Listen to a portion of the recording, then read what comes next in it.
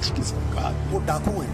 मोदी को गालियां देने वाले, मोदी मर जा तू, मोदी मर जा तू, मोदी मर जा तू, ये नारा लगाने वाले मोदी मर जा तू, अब अफगानिस्तान में सिखों और हिंदुओं के दर्द को देख नहीं पा रहे हैं। मोदी सरकार वहां फंसे इन लोगों को जिस शिद्दत से निकाल रही है उस पर कोई चर्चा नहीं है। आपको भी शायद लग रहा होगा कि जो ऑपरेशन देवी शक्ति चलाया जा रहा है अपनों को तालिबानियों के बीच से निकालने का, वो चुटकी बजाने जैसा खेल है, मगर ऐसा है नहीं। तालिबान की गोलियों, बम धमाकों और बर्बरता के बीच पहली चुनौती अपने देश की धरती से ही शुरू हो जाती है, क्योंकि भारत से अफगानिस्तान जाने का सबसे छोटा रास्ता पाकिस्तान होकर है, जहां से जाना भारतीय सेना के विमानों के लिए आसान नहीं है। ऐसे में रास्ता चुना जा रहा है ईरान होकर, मगर ईरान से भी अपनी सेना के लिए उसका एयर स्पेस इस्तेमाल करने की इजाजत लेना आसान नहीं था। लेकिन मोदी हैं तो सब मुमकिन है।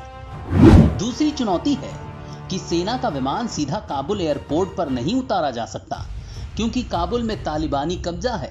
भारत तालिबानियों पर भरोसा नहीं कर सकता, इसलिए वहां ज्यादा देर तक भारतीय सेना अपना विमान नहीं रोक सकती। तो इसके लिए सरकार ने चुना है कजाकिस्तान एयरपोर्ट को। तो तीसरी चुनौती थी कजाकिस्तान की अनुमति मिलना, लेकिन फिर वही, मोदी हैं तो सब मुमकिन है।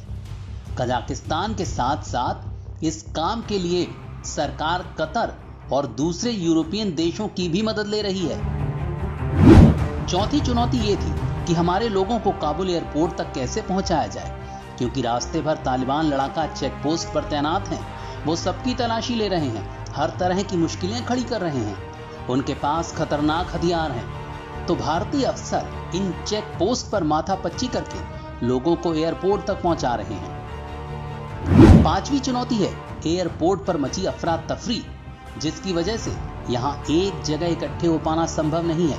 तो इसके लिए इंतजाम किया गया एयरपोर्ट के पास ही एक बड़े गैराज का।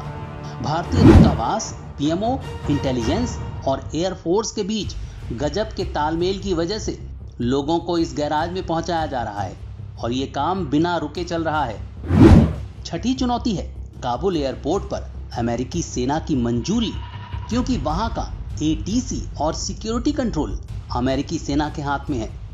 जैसे ही अमेरिकी सेना क्लियरेंस देती है, तुरंत कजाकिस्तान एयरपोर्ट पर खड़ा भारतीय विमान हरकत में आ जाता है। सातवीं चुनौती है भारतीयों को गैराज से एयरपोर्ट तक पहुंचाने की।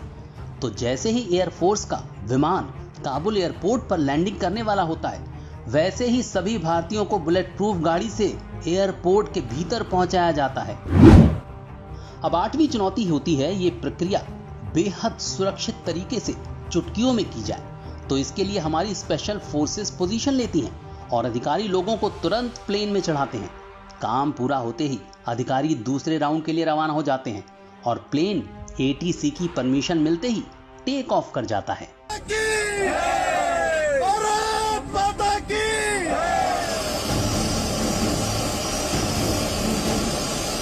मगर चुनौती यहीं खत्म नहीं हो जाती। हिंडन एयरबेस पर इन्हें उतारने के बाद कोविड प्रोटोकॉल का पालन, जरूरी क्वारंटाइन पीरियड, इनका खान पान, मेडिकल सुविधाएं और इन्हें घर तक पहुंचाना। यात्री मेंटल शॉक में होते हैं तो उन्हें काउंसलिंग भी दी जाती है। ये काम करने वाले हीरो हैं भारतीय सरकार, हमारा विदेश मंत्रालय, हमारी स्पेशल फोर्सेस, अफगानिस्तान में डटे अधिकारी और कर्मचारी और गुमनाम इंटेलिजेंस के लोग।